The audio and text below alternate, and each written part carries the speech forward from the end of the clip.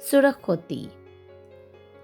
Warning देने वाले अंदाज में कहने लगी, हम हकदार को भी हक चोरों की तरह छुपकर देने के कायल नहीं। हम पर आपका हक है, सबको बताकर इज्जत से लीजिए। बदकिस्मती से हम आपके हैं और शायद रहेंगे भी, लेकिन कभी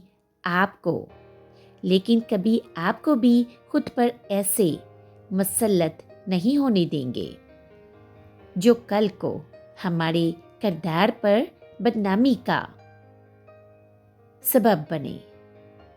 उसकी बात का मतलब समझते नवाब सुल्तान जब्त का दामन छोड़ते, इससे पहले जोर से उसको थप्पड़ मारते।